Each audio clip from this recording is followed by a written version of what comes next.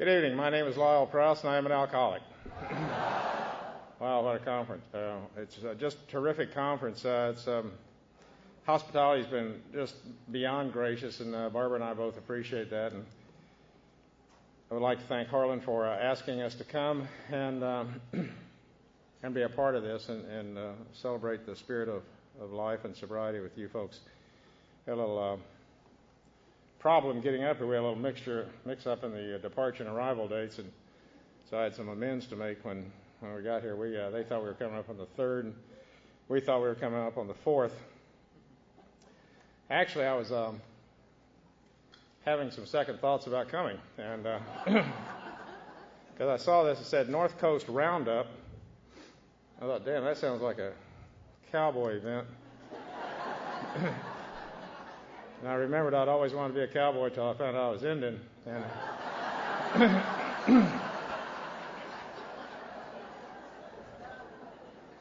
which triggered a flashback to another confusing part of my life. And I remembered that I had spent several years and a lot of money with a psychiatrist dealing with what I thought was an inferiority complex. And I finally came in for the final session. He said, well, I got good news and bad news. He said, the good news is this is your final session. You don't have to come back anymore. And I said, what's the bad news? He said, well, the bad news is it's no complex. You're actually inferior. And so at least I can deal with it now. I want to apologize ahead of time. I'm fighting a cough that I've had for a couple of months, and a couple of docs have looked, and they said, hey, there's nothing wrong. It'll pass. And I said, okay. So I'm doing a lot of throat clearing and drinking some water. I noticed they got a 6-pack of water up here. If I drink that, we're going to take a couple of head breaks, and either that or get this area behind the podium awfully wet. One of the things that really is kind of nice about these deals is that I get to see people I haven't seen for a while. And in this case, I get to meet a lot of people that I've never met before.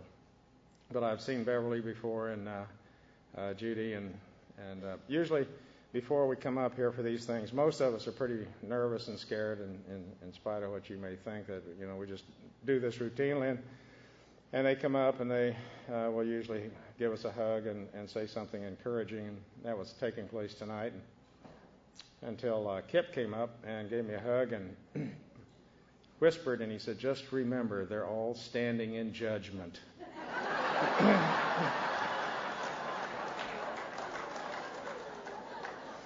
Yeah, I thanked him for that.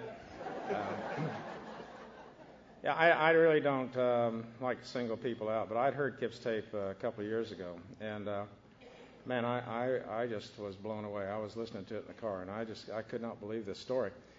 And I listened to it again 6 or 8 months ago, and I told Barbara, I said, you got to hear this tape. And what a joy it's been to be here with him and actually get to sit and hear it last night. And I'm just in awe and admiration of. I think all the stories are equally important.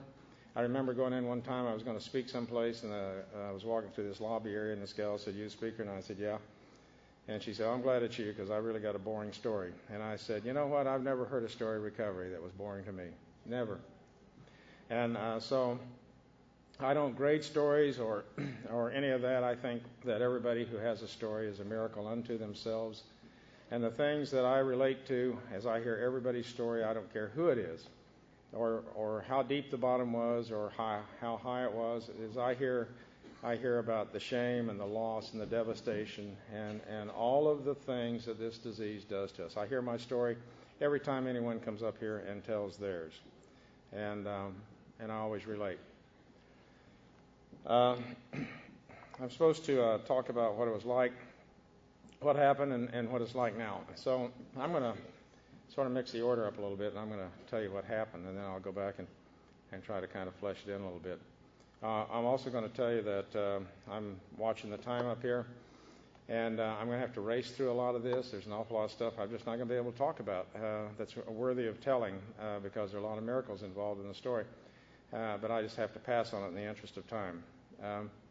But I will tell you that my sobriety date is March the 7th of 1990.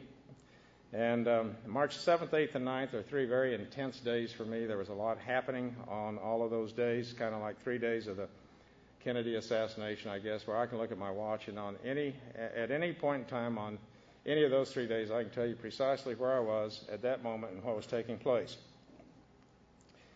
And on March the 8th, an event took place that had not at that point in time ever occurred before. And that was that a Boeing 727 took off from Fargo, North Dakota, and landed at Minneapolis-St. Paul International Airport. And when it landed, the 3 flight crew members were all arrested for having flown under the influence. And now there were 4 incidents last year, the 2 with the America West pilots that made most of the news, and then an ASA pilot who was caught, and then a Delta pilot. And to some degree, my incident still was a first of its kind, because there has never been the severity of consequence that has flowed from that. No one that I know yet has gone to prison as a result of this thing, and it's not that, I have no bragging rights. I would gladly have relinquished that title had I had the ability to do so, but this was a very serious, severe thing. And on the morning of March the 8th, right after this airplane landed, all 3 flight crew members were arrested. I was the captain of that flight crew. And I heard somebody laughing. I haven't got to the funny part yet. But I hope you stick around.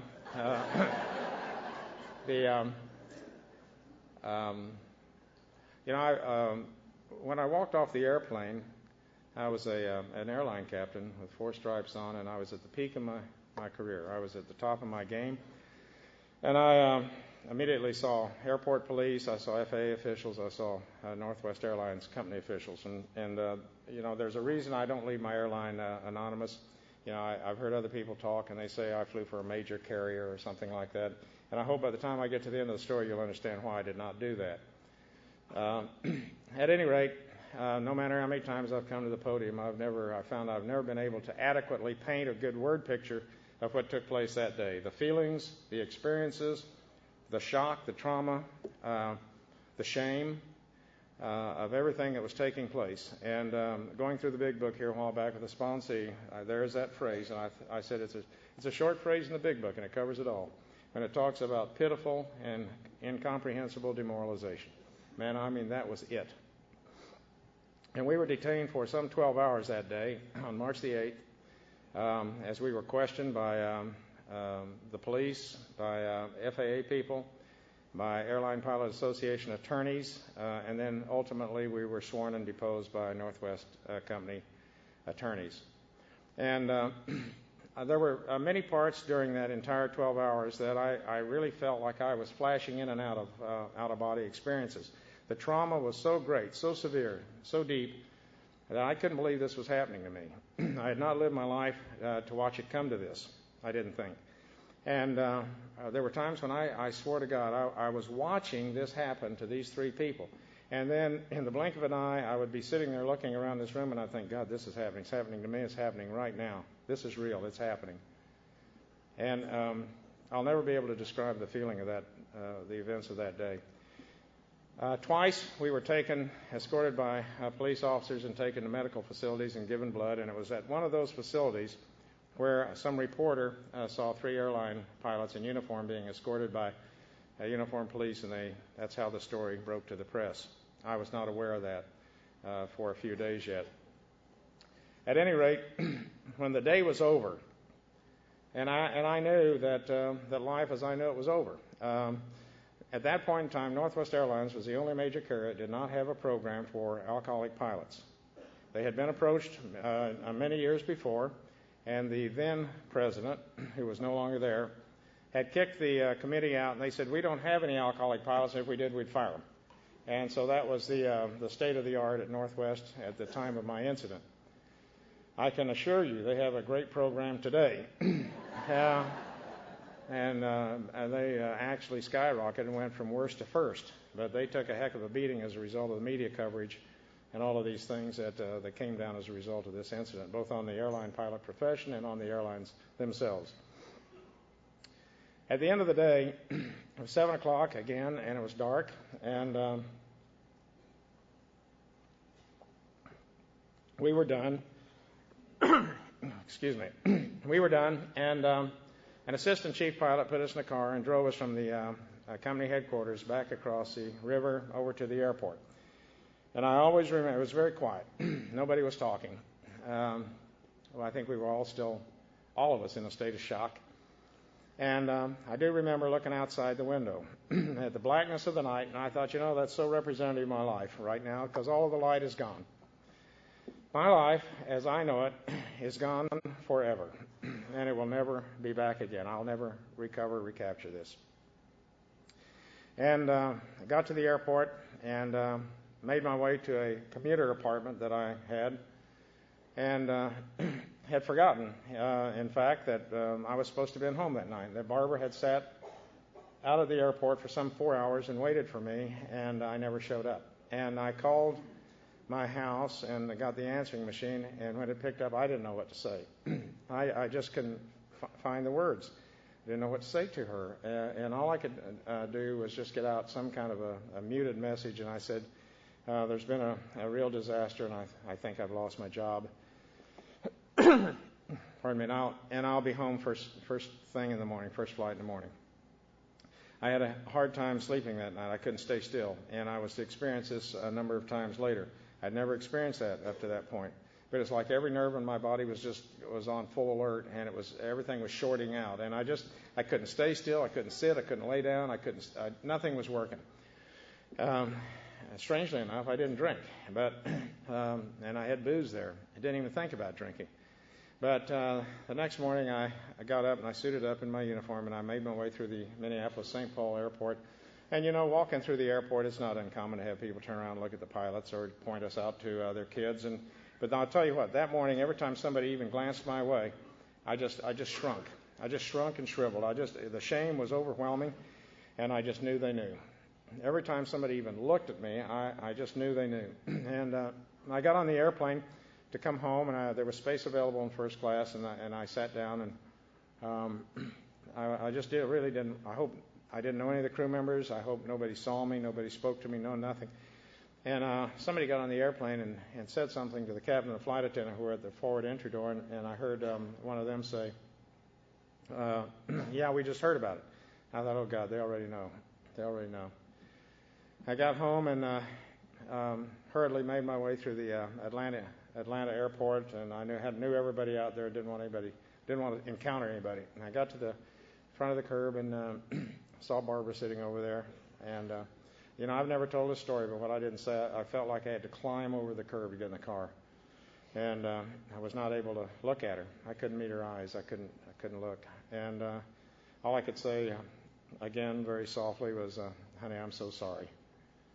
And she pulled away, and she has this soft South Texas accent, and she said, "Well, who better than I could possibly understand how you feel right now?" And we drove home, and to my recollection, I think we drove home in silence. I just didn't want to talk. And we got home, and she went to work, and I went inside, and the house was quiet, and I only knew one doctor. And I went in, and I called this doctor, and I said, "I've got to declare an emergency with you, and I've got to come in and see you." And he cleared his calendar, and about an hour later, I was in his office, and I walked in, and I just told him what happened. And frankly, I look back on it now, and I think, I was so shredded. I was so devastated. I should not have been driving a car. I was completely coming apart. And I remember telling him what had happened, and the stunned and shocked and surprised look on his face. And he said, "God, Lyle," he said, this is horrible. And he turned and he kind of walked around the side of his desk, and he made a statement. And he said, "But maybe this is what had to happen." And I didn't get it. I remember the statement, but I thought, what does that mean? And he left the office, and he came back a few minutes later, and he said, "I've got an appointment set up for you." Now, this was a Friday. He said, "I've got an appointment set up for you to go see this doctor." And he mentioned his name, and he said, "I was on staff with him many years ago at a treatment center, and he's one of the foremost doctors here in Atlanta. He is himself a recovering alcoholic and cocaine addict, and your appointment is to see him at 6 o'clock tonight." And I thought, man, this is Friday night. And so just the timing of it conveyed a certain sense of urgency to me about it, because I didn't know doctors, especially prominent doctors, who saw patients at 6 o'clock on Friday nights. So So I knew it was serious, and they were treating it serious. And so Barbara and I drove over there. It was clear on the other side of Atlanta, and she stayed in the office area, and I went back in one of the rooms with him. And I can't even begin to tell you what he asked me. I don't know. I don't know how long I was in there. I don't know if I was in there 15 minutes or an hour and 15 minutes. I don't recall one single thing he asked me. I do know this. I was so beat and destroyed. Whatever it was he asked me, I gave him the best answer I could. I didn't try to be cute or coy or clever. I gave him the best answer. And I do remember, finally he looked at me and he said, "Lyle, you're an alcoholic, and you need to go into treatment tonight." And I'm going to tell you something. I've hated that word ever since I first heard it. I've hated that word with a passion. And I'll tell you why in just a few minutes. But I remember the thing that I do recall that was kind of different about this was that I didn't recoil at that when he was labeling me, telling me that I was an alcoholic. Because in just the brief period of time that I'd had, the only thing that my mind was capable of dealing with and connecting was the fact that my life is destroyed. I am where I am right now. My whole life is wiped out because I was in a bar drinking alcohol when I shouldn't have been. So I connected those dots, and I saw that. And I said to him, and I meant it sincerely, I said, I thought you were going to tell me that, and I am not resistant to going into treatment. But I said, I just got home. I said, I'd really like to just go home and let Barbara just hang on to me. Please just let her hang on to me and pull the drapes, which I thought was an interesting statement later. I wasn't thinking. I just said, pull the drapes because of the shame, and just let her hold on to me and just let my mind uncoil. And he said, you need to go into treatment tonight, right now. And I look at that as my first lesson in willingness. And I thought, why did I come over here if I'm not going to do what he tells me to do? So I looked at him and said, okay. Let me pause here and go back and try to kind of flesh out the stuff up to this point as best I can. And I'll start by telling you that I came from an alcoholic family, like so many of us do. Both my parents were alcoholics. Both of them died from this disease. My dad died a very bad death. And I got to watch all of that. And I was born September 29th of 1938. So I'm 79 years old. And God, you guys are so slow. You guys are slow. I was thinking, nobody's doing the math. You know, well, he doesn't look 79. I'm 64. I thought we better get that out of the way. Somebody's going to sit out there and go, let's see, 1938. So anyway, I was born in Wichita, Kansas. My parents were very hard-working, blue-collar folks. I don't remember a lot of drinking in my early youth. And then there's a point, and that's all I remember, is drinking. Alcohol, chaotic home life, and everything that the disease brings. We were poor. We lived in a World War II housing project on the outskirts of Wichita called Plainview. Native American community in there because it's economically depressed area. And I was very active in the Native American community. I'm a mix of several things, most notably Comanche and Irish, which many think creates a rather interesting drinking combination with a fairly predictable outcome, I think. And and I grew up, in the powwows and all of that stuff, and it was a very important part of my youth. I didn't do a lot of that until my parents divorced when I was 14. They rapidly went through each one of them 2 more marriages and divorces by the time I was out of high school or somewhere right around in that time frame. After the first divorce, I spent most of my time with the Kiowa family. They're nearby and basically grew up in that family, and I always call them my adopted family, and they refer to me as their adopted Comanche son. And they were very important to me. They were very traditional. Nobody drank in that family, and it was with them that I began to do the powwow stuff. We didn't talk about any of this stuff. I don't know anybody on my mom's side of the family. It was like they were all dead. She never mentioned any of them more than once or twice during the time I was growing up. I never met any of the grandparents, the uncles, the aunts, the nieces, cousins, nobody. It's just like that whole maternal side of my family is void. I knew that she had suffered horribly in her family, that there was rape and incest and abuse and everything, and she had a hard life.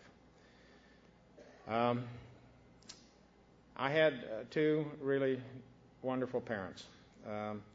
I was at Red Road one time, and there was a big Indian guy talking, and he said something. He got very emotional, which is unusual for Indian guys, and he got very teary. And he said, I have to remember my mom wasn't drunk all the time, and that she taught me some good things. And I went up to him afterwards, and I said, thank you, Al. I need to remember that too. And I do remember that. My parents instilled in me some great values, and they taught me some good things. And I may have picked up a gene for alcoholism along the way from them, but they gave me a heck of a lot of good ones too, and I owe them for that. And I have a child who's recovering now, or at least I think he is. He may or may not be at this point, but he knows where AA is, and so he's picked up the gene from me. And but he also got some good ones. So I think it's important that I acknowledge that my parents did the best they could with what they had. And for a long time, they did a good job. I still hear voices when I'm doing something, and I can hear my dad say, look, if you're going to do this, do it right. I may want to take a shortcut, and it's almost the voices in my head, and I'll say, okay, Dad, I got it. All right, I'll stop, and I'll do it the right way. They taught me to work hard, and they told me to always go earlier than the rest of the people and stay later, and work harder while I'm there. So I picked up a lot of good stuff along the way. Home life, after they became alcoholic, was just grim. It was just chaotic. And I would clash or have a conflict with some stepbrother, stepsister, none of whom I remember, none of the names. I don't remember any of the names, don't know if they're dead or alive or where they are. Wouldn't know if they're sitting in this room. But I would move from family to family periodically. I would kind of nomad back and forth, and I had basically two emotions. I was either really, really happy and laughing, or I was really angry. And so I had just those two extremes. And anger did an awful lot for me, I found out later on. It did an awful lot to me. But at any rate, I got through high school. I was a good student when I applied myself, but nobody was watching, so I took full advantage of that. And my kids were never that fortunate because I was watching. But I remember my senior year, I had put together this wonderful schedule, and I had a typing class and 3 study halls. And and it was every student's dream, and I had it, and it was really a waste of opportunity. At any rate, I graduated when I was 17, and just a few months later on, back in those days, this was 1956. In those days, and especially where I came from, not many kids went to college. So you either went to work in one of the aircraft factories there, Boeing, Beech, or Cessna, and they had a couple more at the time. You married your high school sweetheart, which I didn't have, or we went into service. So I decided I'm going into the service. And they had an Air Force base there, and that was an option. And there seems to be this penchant for guys from Kansas. They have this obsession with joining the Navy so they can see water. And about that time I had a buddy who came back, and he had just come back from Marine boot camp. And I met him, and he was in uniform, and God, he looked sharp and spiffy, and he and I spent the whole afternoon at the bar, and he told me all about Marine boot camp. These masochistic, gory stories about what drill instructors do to recruits, and all of his adventures, and I suspect I had an opportunity probably at that point in my life to prevent a lot of trouble if I had just sought some wise counsel, because I thought to myself after listening to this, man, I just can't wait to go do that. And so I did. I ran down and I signed up the Marine recruiter. And off I went to Marine boot camp on December the 5th, 1956. Ironically, 34 years later, December the 5th, 1990, I'd walk into a federal prison. And so the irony isn't lost on me. And I went to boot camp. Pardon me. Went to boot camp, and my goal was just to survive, just to get through. It was very competitive. I tell you what, though, I found a real home there. It was a 13-week process, and by the time the 13 weeks were over, I loved it. Boy, I loved it. I loved the esprit de corps, the camaraderie, the togetherness, the discipline, the toughness of it. I had found that I could do things I never thought I could do, and I really had found a home, and I had excelled.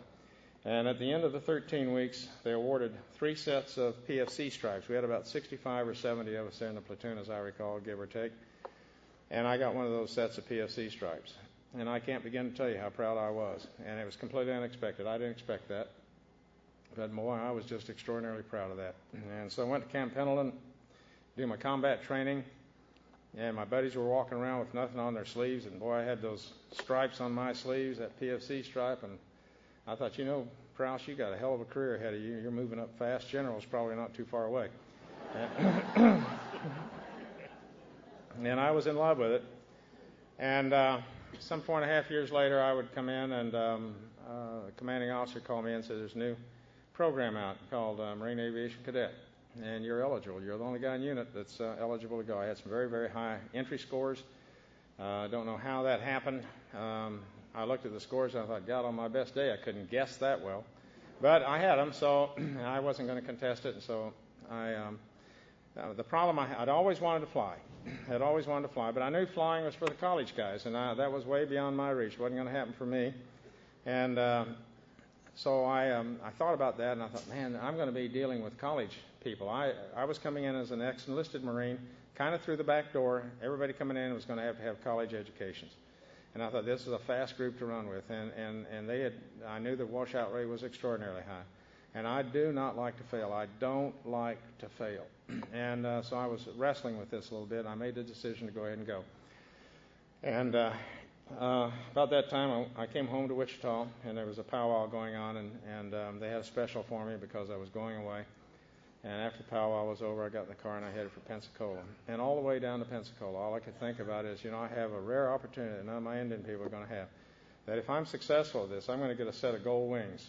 I'm going to be a Marine Corps aviator. I'm going to get a set of gold bars. I'm going to be a commissioned officer. And that was really a stretch. That was almost beyond a dream, because I had nothing but admiration and respect for the officers that I had seen and served under. I thought, how can this be that coming from where I'm coming from, I'm going to be a pilot and an officer? So I went into this 4-phased program that lasted 18 months, and I excelled all the way through. But I never did it with any level of confidence. I was just fraught with fear that I was going to wash out and have to go back to my Indian people and say, I'm back, I failed, I didn't make it. And so I never relaxed. I never quit. I never took any time off. I just drove and drove and drove and drove. And on the final phase of training, I was leaving the Florida area, and I went to this a small town in Texas called Beeville, Texas, and for advanced jet flight training. And the first night I got into town, it was a Friday, and it was before Vietnam, so they weren't flying on the weekends. And a bunch of my buddies and I hooked up, and we went to the officers' club, and boy, we were pounding down drinks and having a good time. And we were all hooked up again, and they said, let's go into town. Man, there's some good-looking Texas girls around this area, and let's go get us some, which was a kind of a cadet weekend hobby. And you know, we made far less than the officers, but we were rougher around the edges, and we just played harder, and the girls seemed to kind of like that. And we really we seemed to have more fun than they did. But there was a lot of drinking involved. So I said, okay. I figured I'd had a pretty good amount, and I was never very aggressive with the ladies. But I thought, well, I'm okay. So we went into this little drive-in, old-fashioned drive-in, and we pulled up, and they were looking around, and they said, there's a carload of girls. So off they went, and I decided I better hang back. I wasn't quite ready. And finally, I noticed that the driver wasn't talking to anyone. So I thought, well, I'll go. I think maybe I've had enough to drink. So I go up to her and said something to her, and she turned and looked at me, and all my plans just went out. They evaporated. I looked at this gal, and the only thing that came to mind was, God, you've got the prettiest brown eyes I've ever seen. And that was it. And I'm waiting, she's expecting more, and I'm waiting for more, and nothing's coming. And I'm starting to feel like a real ass, and I'm reading her expression, and she seems to kind of concur with that idea. And I just turned around and walked away. And I thought, I haven't had enough to drink. And so I didn't go back that night. And the next day I was in town trying to set up some pre-check-in things like a checking account. And had a buddy with me, a cadet buddy. And as we headed back out of town, I see this girl and one of her friends drive into this little drive-in there. It was an indoor restaurant, and I'd almost wrecked the car making a turn into there. I said, there's that girl, let's go. So we went in, and I feigned surprise, oh, fancy meeting you in here. And I was sober, and said, could we sit down, buy you a cup of coffee? And she said, yeah. So we sat down, and we talked, and she said, finally she said, well, I asked her if it would be okay if I called her, and she said, yeah. And March the 9th, we just celebrated our 40th wedding anniversary.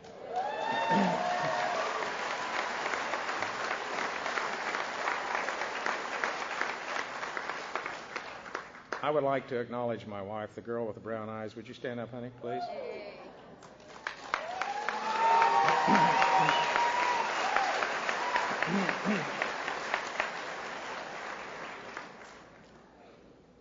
One time, I had heard these stories where there was all this laughter, and mine was so deadly serious. So I thought, I need something to kind of break it up a little bit. So I thought I'll be kind of cute. So I go to the podium, and I'm talking, and I get to kind of this point, and I said, I'm one of those rare alcoholics who doesn't speak of marriage in multiples, and I thought there was going to be this uproarious laughter, and it was just about like it was just right now, and so I kind of got past that, and Barbara was in the audience, and after we had the thing was concluded, she said, when you said that? And I said, yeah. She said, I just want you to know one thing. It sure as hell isn't your fault. And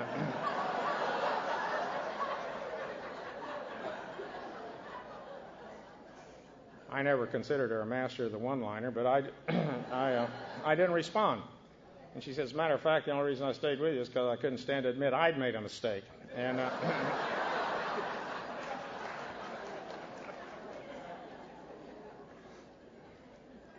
but she has stayed with me.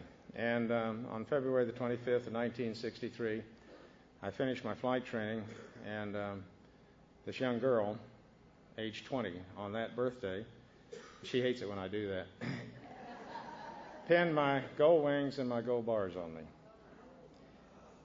And I have often said she was there when I got my wings, she was there when I lost them, and she was there later when I got them back again. So she has had a terrific journey.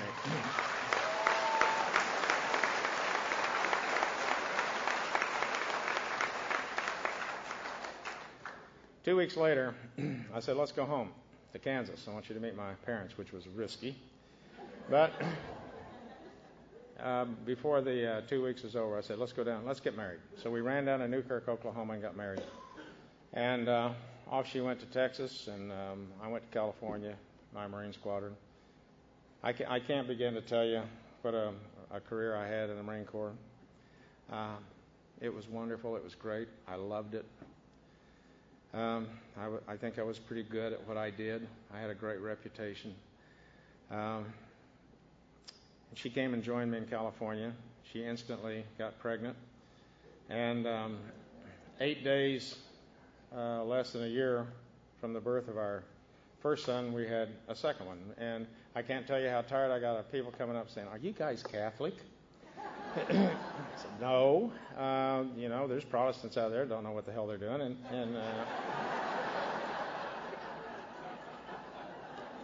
And we had these two little boys, and I headed for Vietnam. And sometimes I get my numbers mixed up. And I was talking one time, I said, when I left, I said my youngest son was 6 months old and my oldest son was a year. And Barbara, I see her out in the audience, and she's going, no, no, no. I said, 1.5 years? Yes. I said, okay. So I headed for Vietnam. We were one of the first jet squadrons over there. We flew under some extremely challenging conditions. First time they'd ever used just this little Marston matting aluminum portable airfield thing. All the landings were carrier landings. We were all carrier qualified. Jet assist takeoffs. We were flying under some very challenging conditions. And it was in 1965 and 66. I was with the finest group of aviators I think that was ever fielded. God, they were good. And I was honored to be a part of that group. And I flew a lot of missions, and I came back with some decorations, and finally decided to get out of the Marine Corps. I didn't want to do that. I got a regular commission while I was over there. I didn't think there was any. Those were competitive back then. I didn't think there's any way a high school graduate would ever get a regular commission in the United States Marine Corps, and I got one while I was in Vietnam. But I had begun to look at the family situation. And I knew, as much as I loved this career, that I was going to be gone 4 to 6 years away from the lives of my kids. And I had said when I got married, my kids will never grow up in a household like I grew up in. That my kids are going to grow up in a place where it's safe and it's secure and it's solid.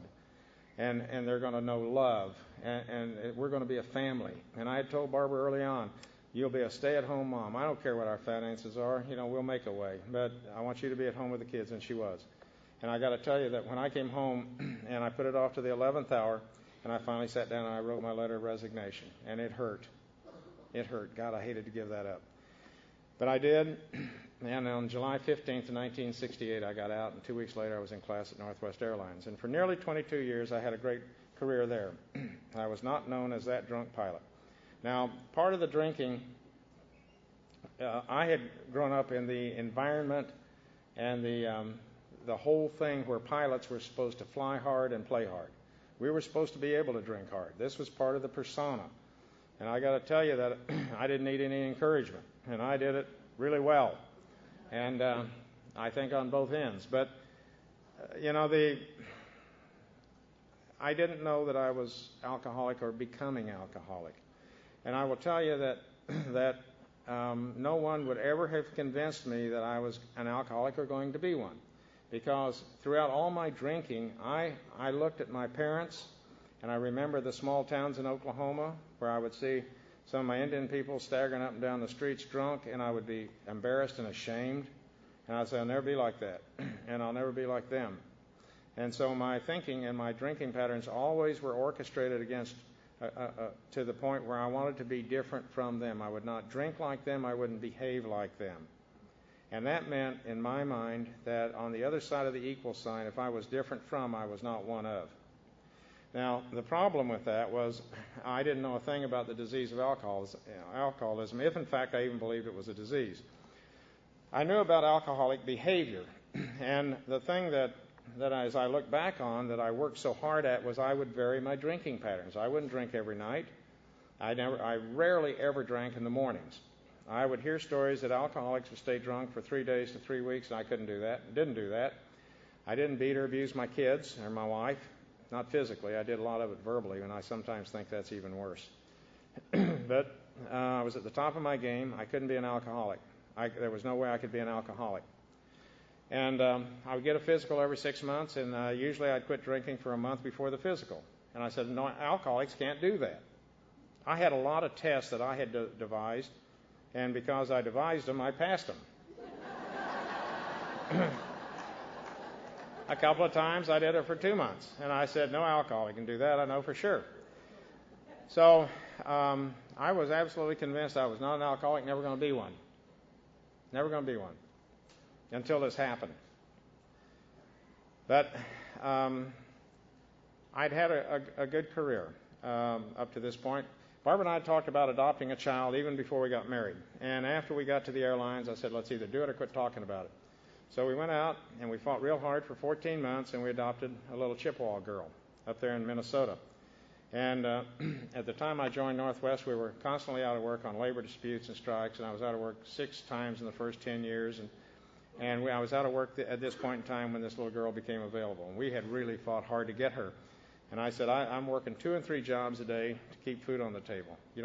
This was a gift from my parents. It doesn't bother me to work. I don't mind getting dirty and sweaty and hot. I will do whatever I have to do to accomplish what I need to accomplish. And I've been raised that way, and I believe that, and I'm okay with it. And I was working 2 and 3 jobs. I said, we want that little girl. She's a smallmouth. It won't be a problem. So they put this little girl in our home. And I thought, that's great. Barbara's got her daughter. I've got these 2 rough and tumble boys. But, of course, what I didn't know was what little girls end up doing with their dads.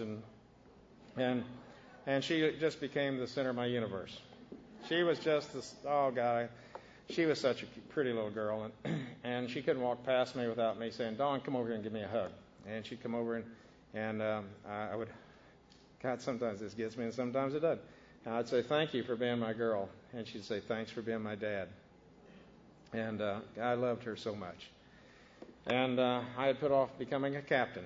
because I didn't want to be gone. She was the last child at home, and as she was coming up on high school graduation, I said, it's my turn to go be a captain. And so off I went to Chicago to do this, take a special test, and on that day, she had planned this, and she ran away. And I don't know if I would have seen that coming if I hadn't been drinking or not. I don't lay everything that happens inside a family to alcoholism. These things happen inside of non-alcoholic families. I might have been more aware. I don't know. I've wrestled with that a lot, and the answer is I don't know.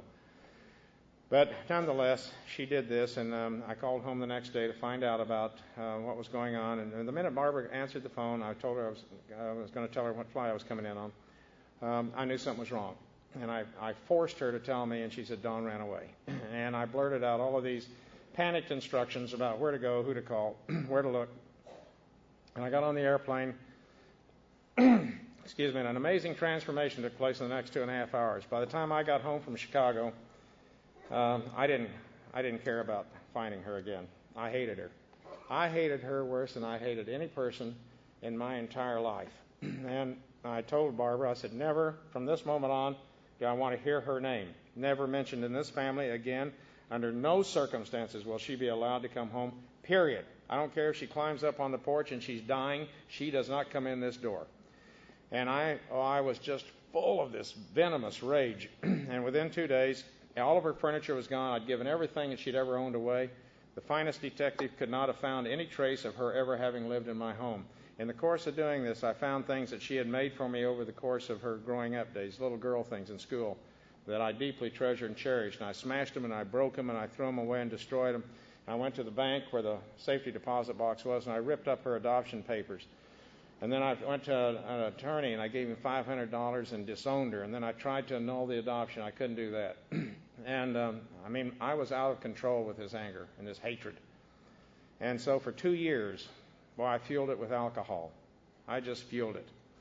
And it was at the climax of this 2 years when this flying incident took place. It's very unusual that I was out with this flight crew. I was usually a solitary drinker. And I drank in my room, and all I did was I just played this over and over and over and over and over. And my anger never got below flood level. I was just full of it. The self-pity and the martyrdom about everything I had done for this girl, and look what she had done to me. Now, in the midst of this, in the immediate aftermath of this, I assessed the situation, decided that Barbara was probably having a hard time dealing with this.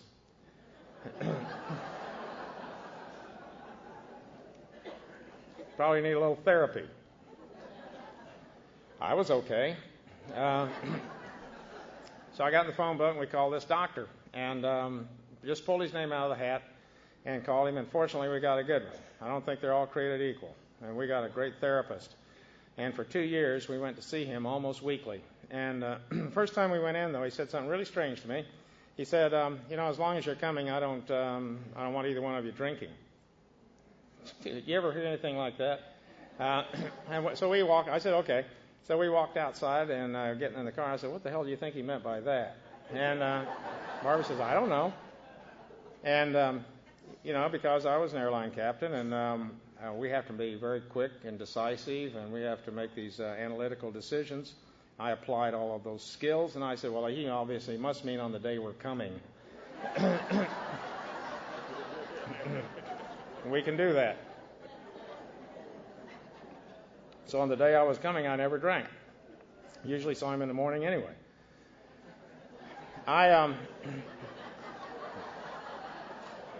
The rest of the day was free. So it was another one of those tests that I devised. I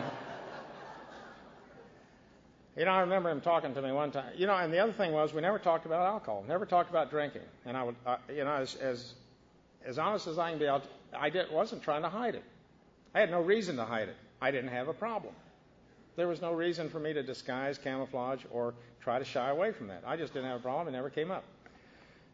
And so I was making no concerted attempt to not talk about that. But he was talking to me one time about my daughter. And I looked at him, and I'd never formed these thoughts ever that I was aware of. And I looked at him, and I said, I'm going to tell you something, doctor. I said, I would rather hate than hurt. Well, I've thought about that over the years, and I thought, where in God's name did that come from? Because I had never had that thought. That had never floated through my mind. I had never verbalized it. And he looked at me and said, Lyle, he said, you survived a childhood doing that. But he said, I can tell you, if you continue, it'll destroy you. And every time I tell this story, I can see it. It's in my mind like it just happened. And he was sitting on the edge of his desk, just maybe 3 feet away, and I looked at him. And I didn't say anything to him. I didn't respond, but I'll tell you what was going through my mind. Well, you may be a PhD family therapist, but by God, I'm an airline pilot. And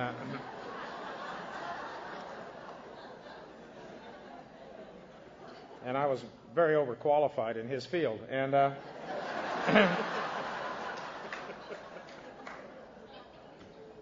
so I didn't say anything, but I thought, I'll do it my way.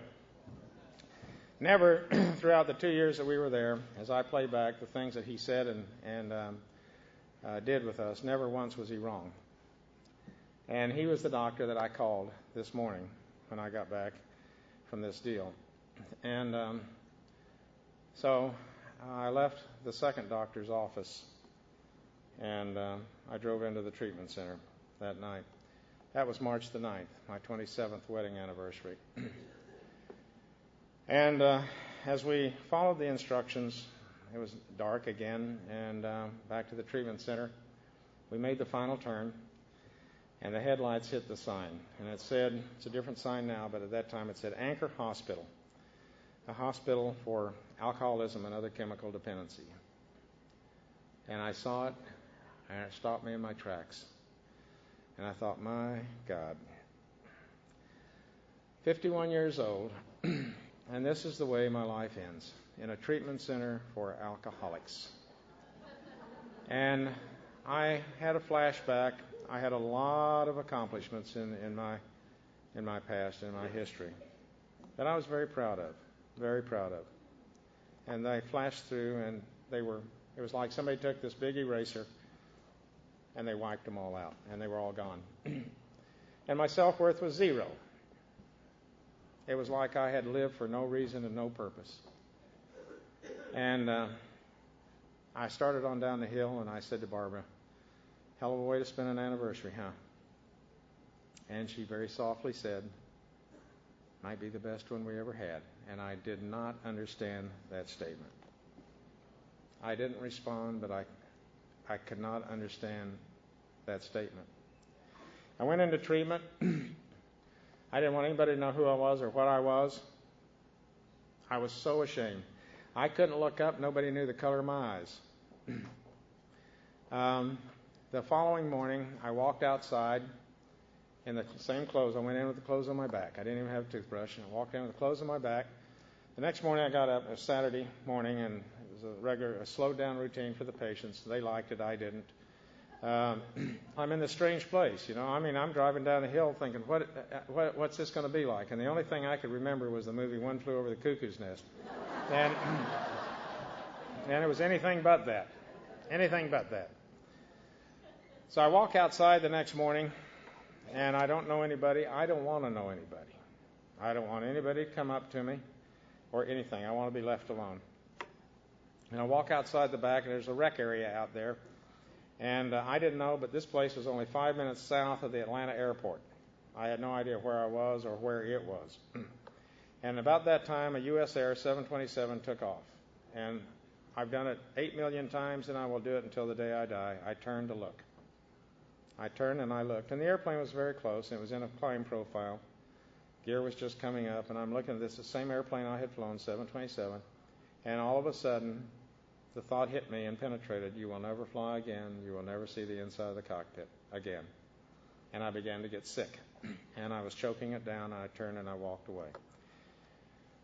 I couldn't look. And I walked over, and there were some chairs along the backside, and they were spaced 1.5 feet, 2 feet apart. And I sat down in one. Out of the corner of my eye, I could see a guy sitting over here. And I just sat down, and he made a statement. I did not know if he was talking to me or not. And it was a strange statement. He said, you know, if I only had 30 days to live, this is where I'd want to be. And I don't know if he's talking to me, somebody on the other side, or what, and yet I feel compelled to respond. And I don't look at him. I just said, really? He said, yeah, because every goddamn day here feels like a year.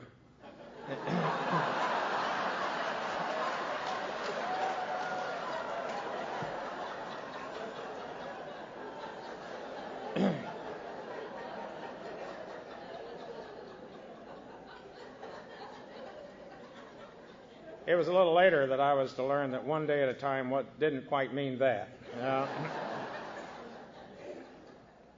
don't remember ever talking to him again. Within a few days, I was suicidal inside of about the first 3 or 4 days. Now, I got to tell you that I didn't think I had the capacity to do that. People that knew me thought I was a pretty tough guy and pretty hard. And the only time I'd ever considered suicide was in Vietnam when I wrestled unsuccessfully with the question, would I allow myself to be captured if I was shot down? What would I do with the last round I had? Would I use it on them or me? And I would toss this back and forth. That was the only time I ever considered suicide. But I got way past the romancing stage. I hit a level of pain that I didn't know existed within human beings. I went way beyond that threshold. And I thought I had a pretty high threshold for pain. And all I knew was I wanted it to end. And the way that I knew it would end would be if I killed myself. I just wanted it to stop. And I was pretty close to effectuating the plan. And I consider this one of those God-given moments of clarity. Somehow, some way, the thought occurred to me, and I saw it very clearly, if you do this, this will be the only thing that's worse than what's happened. Your family will never survive this. And so I abandoned that idea reluctantly. And I don't know if it's a throwback to Native American stuff or what, but I thought I could will myself to die. And I want you to know that I spent a lot of energy trying to do that. If I could just turn a switch up here off that would stop this in the heart, boy, I would have taken that in a heartbeat. As long as I didn't have to disgrace myself, I wanted to die more than anything. Someplace in the 28 days, and I've looked back a lot of times and I've never picked up on it, don't know where it was, I began to think more about living than dying because of the way this program works and the way that the people in it work with us. My counselors and my fellow patients deserve all the credit for that. And then within just a few days, the media had it. Now and I laid awake at night. The nights had 1 million hours in them. I just couldn't sleep. And now what was so bad that I couldn't deal with was infinitely worse. Now the media has it, and then all of a sudden they're coming to me and telling me there's legal consequences. A week to the day that I had gone in, the FAA announced that they had revoked my medical certificate because of my diagnosis of alcoholism, and that they had revoked all my licenses. I was stripped of everything. Within 30 days, we were broke. All of the things that I had never had as a child, I had acquired. We had lived well as an airline pilot, and all of my stuff was gone. It was gone. Then came the legal stuff, and they start coming to me and talking to me about this. And there were 6 legal crises, and they were 2 to 3 days apart, and every time they did it, it felt like they were crushing me to death. Like when they gave me the bad news, all the air was just vacuumed out of the room, and I couldn't breathe. And I would spend 2 or 3 days just trying to adjust and accept. And then they would come take me out of a group and do it again. And I was flinchy. If I was in a group and they opened the door, I thought, oh, God, no, please not this time. And they would take me out. Finally, they took me out, and they took me down to, there was a doctor. And I thought, oh, God, there's never been a doctor before. And we went down to his office. He said, Lyle, sit down. I want you to sit down. I have to tell you, we've just gotten the word, a federal grand jury has indicted you. This is a federal felony crime. You're looking at 15 years in federal prison, a $250,000 fine, and an attorney is coming in Sunday and wants $50,000, which I did not even remotely closely have. And it was just like every nerve in my body shut down. And he said, I have to ask if you're going to hurt yourself. And I said, no. And I went back to my room. Let me stop here just a minute and tell you that someplace in that between the first week and the second week, I had walked into a group. And not intending to talk, not intending not to talk. The good thing about what happened to me and the devastation was I had no will left to fight. I didn't have a quarter of an ounce of anything left. And so I was really buying into this program. Anything they told me, I believed, I tried, I worked at it. I didn't understand a lot of it, but I was trying. I was trying harder than I had when I was in flight training. I was really working like a son of a gun to try to get what I was being told. I walked into this group, not intending to talk, not intending not to talk, but for whatever reason, I began to talk about my daughter. First time ever. And I broke down in front of about 8 or 10 people and cried. And I hadn't even cried at my parents' funerals because I didn't think it was okay. And I'll tell you, it was like my heart was just ripped right out of my chest. And I sat there and I sobbed about my daughter. And then I felt so bad. I felt like I had no clothes on and they could all see me. And I didn't want to open the door and go back out in the hospital group. But I'll tell you, it was one of the most important things I learned in treatment. And I often say that if I learned nothing else, that's what I learned that did me the most good, because it was like I lanced that boil and I let that stuff out and I began to heal that day. And I wrote to Barbara and I said, get a hold of Dawn, wherever she is, tell her I want to see her again. And so Barbara was in the process of doing this when they had just given me this last news about the 15 years in prison. And I walked back to my room after getting this news, and I do not remember, I remember going in the room. I don't remember collapsing, but I do remember vividly lying on the floor with my face against the carpet, and I was crying. And I said, God, I can't do this anymore. I just can't do it anymore. I don't have anything left. Please help me. And I remember I slept that night. I slept that night. I'd gotten the worst news of all, and I slept that night. The hospital considered it such a remarkable breakthrough, they allowed my daughter to come see me. And she came up 6 months after she had run away. My other son got kicked out of college for the second time, alcohol and drugs. I booted him out and said, get the hell out, don't come back. That means Thanksgiving and Christmas until you get your act together. This is just a matter of getting your act together, and then when you do, you can come home. But don't do it until that occurs. And I wrote to him, I said, come on, let's put the family back together again. My oldest boy was there also. These two doctors had heard about this, and they said, we never get to see this. Can we come see this? Or can we watch the family come back if we stay out of the way? I said, sure. Later, that family therapist said, I had put in my notes, it was not possible. This family would never heal because you were so rigid, so unyielding. He said, I have no idea what happened. I said, treatment happened. That's what happened. You know, I learned to see things differently as a result of this program. And that's what allowed this to occur. And Barbara was in the room, and the family was there. My daughter came in. I'd forgotten that she was so little. In 2 years, I had forgotten that she was so small. And I looked at her and thought, God, she is such a little thing. And I walked over and put my arms around her and told her how much I loved her. And I'll always remember how different that felt than from talking about how much I hated her. She had with her a little 5-month-old granddaughter that I didn't really know anything about. And she'd gotten married. I didn't know her last name. And I picked this little 5-month-old granddaughter up, and God, she stole my heart as fast as my daughter had. And we healed the relationship. You know, in the intervening years, other things have happened. You know, life happens. There have been some problems, but we've been able to deal with those. And it's no longer my way or the highway. She has a life. She's entitled to it. When Beverly was talking about releasing the kids, I've had to learn how to do that. They have a life, a path, and a journey, and it's their job to live theirs, and it's my job to live mine.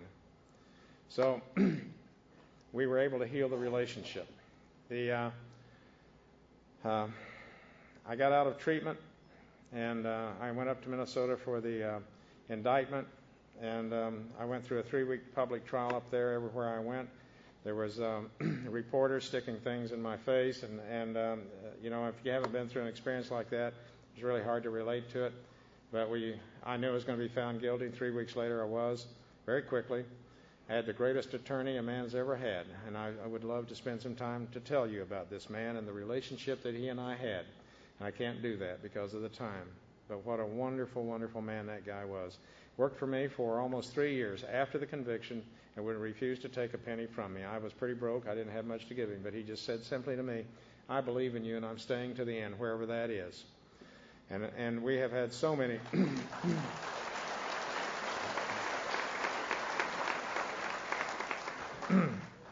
I'd love to tell you about my experience with the judge. Not the first one. That wasn't too red hot. But in the intervening years, this man who had harbored some strong feelings about this case, and rightfully so. And let me take a quick minute.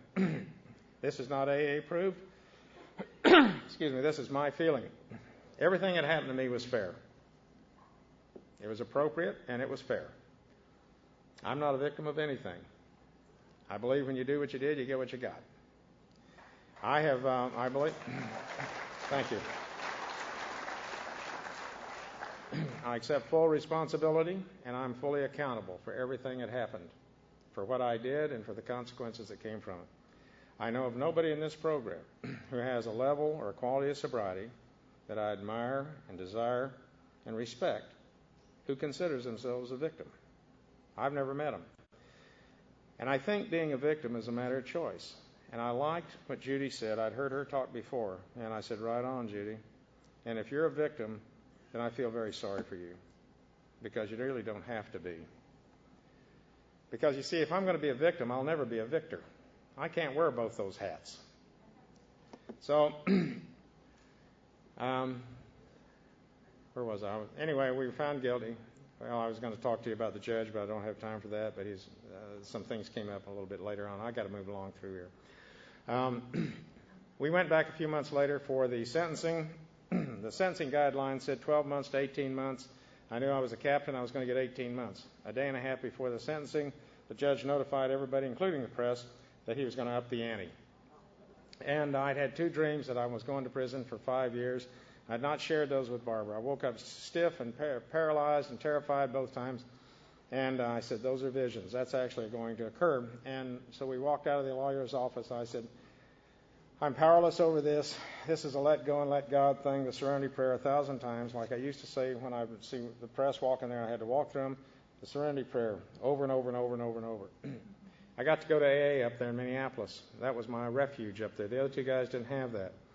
I was in there one night, and a guy recognized me. He kept looking at me, and a lot of them recognized me. But he came over to me at the end of the meeting. He said, I just want you to know my mom was on that airplane. I thought, oh, my God. And then before I had a chance to react, he smiled. He said, she said it was one of the best flights she ever had. Where else but in AA? And so, at any rate, a federal judge had been in treatment with me. He said, we never change from the bench. The sentence is set when we come in there. It never changes. So I knew what was coming. So I stood up. I was so scared I didn't know what I was going to say. My simple prayer had been, God, let me just talk from the heart. I've got a hostile press behind me, a hostile jury, a hostile judge, and I've got to talk.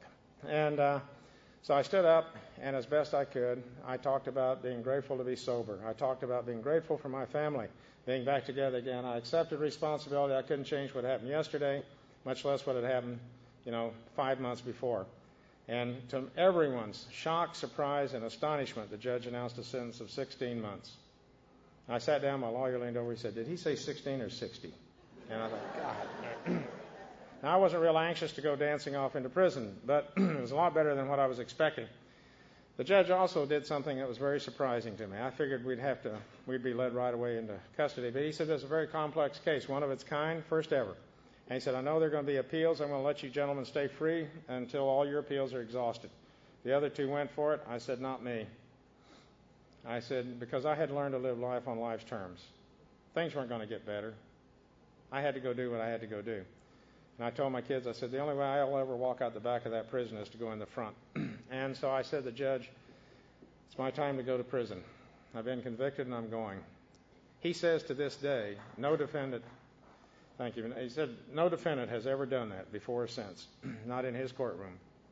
So off I went to prison, December the 5th of 1990. I served 14 months with good conduct time, 424 days, one day at a time. I don't talk much about the prison because it hadn't got anything to do with my recovery. My recovery has a heck of a lot to do with how I dealt with prison. I usually make two very quick comments. I say the two groups are really, really sick people in prison, and the sickest group goes home every night.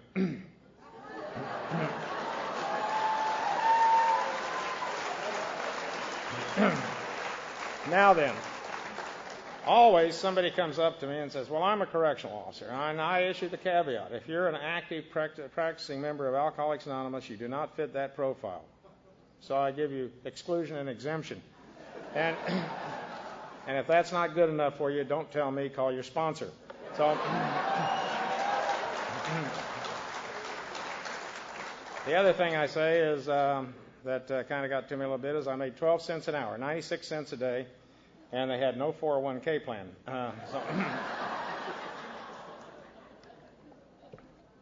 I served my time as best I could with all the grace and dignity that God saw fit to allow me to have. I was inmate 04478-041, and I had a lot of prison experiences in there in the short time I was in there, although it wasn't a short time to me. The only time I thought I'd ever be in a prison was as a POW in Vietnam. And so I had to live with the shame and all of this stuff in there. I started an AA program in there. They fought it. They sabotaged it. They tried to undercut it. They did everything they could to destroy it. But some of us managed to get together anyway. I got out of there. I was broke. I had no licenses. I was the most notorious pariah in commercial aviation. Everybody knew about that drunk pilot. I was never to fly again ever. The judge had put sanctions on me that closed the door permanently. My lawyer went back to him, and I didn't think we had a chance in 1,000. He went back to him, and the judge says, I want to hear from him. I wrote him an 11-page letter that I wanted short. My lawyer says, I don't want a word out of that. Send it. The judge said on Minneapolis television, he said, it may have been the most moving document I have ever read in my life, and I sat at my desk and wept. That wasn't me writing the letter. I don't have that kind of a gift. The judge lifted the sanctions. I was still stripped. Thank you. I was still stripped of everything. Not one pilot I knew, not one, thought it was possible to go back and get the licenses again. The FAA said if you want them, you'll start from the bottom. I'd held the highest license that the FAA gave. They said, you'll start with a private. I'd never had a private. I came out of the Marine Corps and was immediately given a commercial with an instrument rating. I'd never had a private. I looked at this and I said, this is all about attitude. If I had looked at the panorama and all that was involved, I would have quit. It was too much, too broad, too deep, and it just wasn't doable. But in here, I had learned that we do things one day at a time. I hope you're okay. If you keep coming back, you won't have to do that.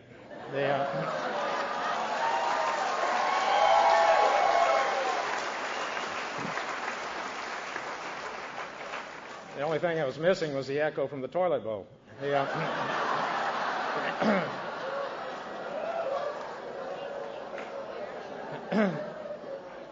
At any rate, I went after the licenses. And I told Barbara, I said, this will be an ordeal, or I can make it as much fun as possible. I choose to make it as much fun as possible. It was a hell of a lot of work. A hell of a lot of work. And I got 4 licenses back, the written parts. I looked at the flying part, priced it out. I said, that's $10,000, $20,000. No way. We've hit the end of the road. Barbara said, well, I don't know if you'll ever fly again. I think it's important that you get your licenses. Why don't we sell our furniture? We have that left. Before I could even consider that, one of the pilots at Northwest called and wrote on the same day, said, I want you to come up here and live with me and go through my flight school free and get your licenses back. I was under 13 conditions of supervised release, and I had to coordinate with the Georgia Department of Corrections, check in with Minnesota Department of Corrections, and I went up there in the summer of 1993. I spent 44 days with that man and his family. I love him. God, I love him. And I went through his flight school. I flew. We were shut down for 14 days because of all the floods that were sweeping the country that summer, the monsoon rains. I never quit studying. I was always there 8 to 10 hours a day studying and applying myself. My parents taught me that. And I never relaxed. I never gave up. And through 78 hours and remaining 30 days, and I got 4 licenses back. I got 2 of them in one day, and I don't think that's ever been done before. Some 4 months later, the licenses came in the mail to me. And I went home back to Georgia. And on that day, this was nearly 4 years after the arrest and incident, I get a phone call from the head of the pilot union.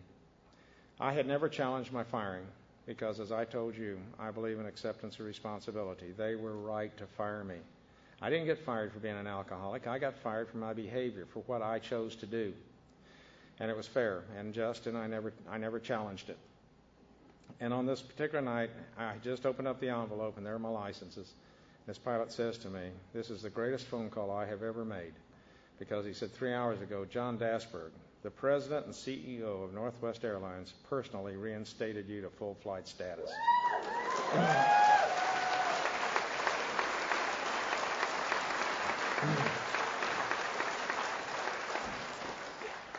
I couldn't stop the tears.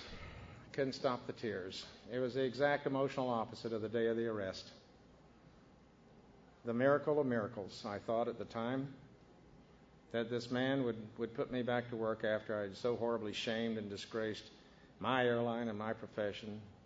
Jay Leno had a lot of fun with it. He later called me and apologized in June of '96, by the way. But Anyway, that's another story. But anyway, couldn't believe I was going back to work. So I told Barbara, let's redrive that. I don't want to fly. I want to go up there. Let's travel the same route that we did for the trial, and let's see what it feels like. We'll stay at the same cheap motels that we had to stay at and eat at the same cheap places we had to find. Let's feel what it feels like to go back this time. And we went back, and on November the 1st of 93, at a very emotional, crowded ceremony, I signed my last chance back to work agreement. I was never to be a captain again, but I was fine with that. I was grateful for everything that I had, my sobriety, my family, and a career given back to me. But the miracles in this program are limitless. And every time I think I have seen the last one, another one comes.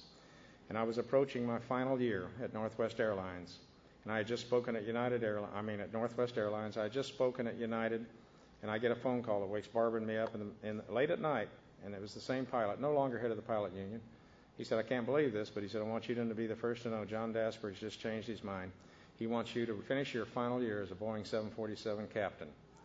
So I went back.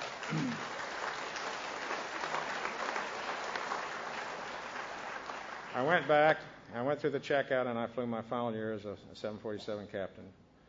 The circle, the thing that Indian people talk about, means a lot of different things. I thought was so complete. I was now back in the left seat again, restored to full all honor and dignity, all given back as a member of my community.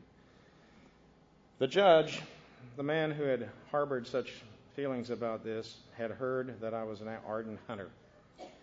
And he said to my lawyer, he said, if he wants to try for a presidential pardon, I'll support it, and I have never supported a pardon before in my life. I thought, what are the chances? But what were the chances I was going to fly again? So I sent away in January of 99, got all the paperwork. I dotted all the I's, crossed all the T's. I didn't take any of the Mark Rich shortcuts or the Patty Hearst or the Hugh Rodham Clinton things. I didn't do any of that stuff. I did it right by the book. And on January the 20th, 2001, I came in and there were 8 phone messages telling me that I had just received a presidential pardon.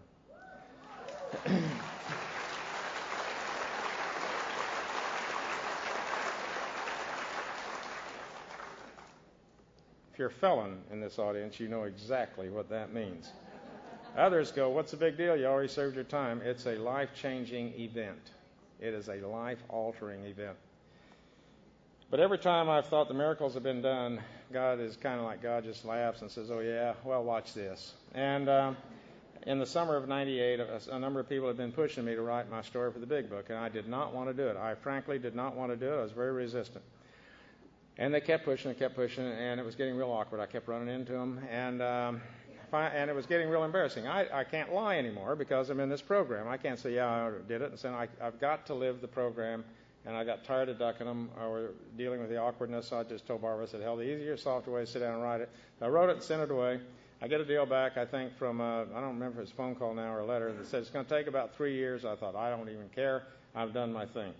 So in May of 2001, I got a letter from the GSO, 3 years plus after I've done this. I have no clue what they're writing about. I've completely forgotten about the story deal. And I open it up, and the second sentence says, we're pleased to inform you your story's been selected for the 4th edition. I thought, God, it doesn't never end. Does it never end?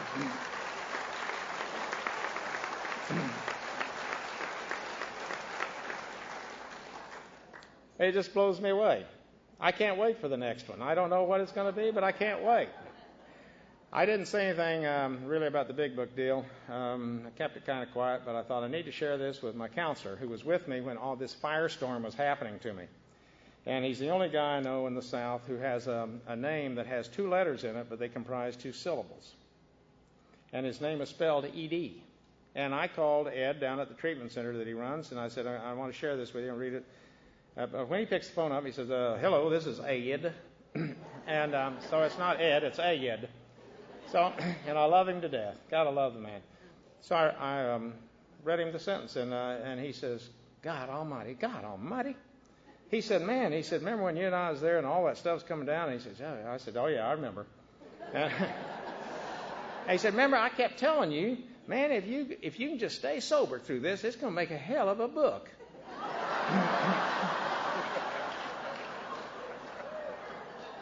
I got to tell you, I didn't find a lot of solace or comfort in that at the time.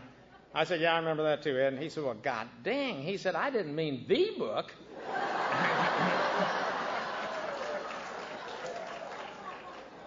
No matter how hard I try, I sit here and watch this timer, and there's a lot of stuff I haven't told you about.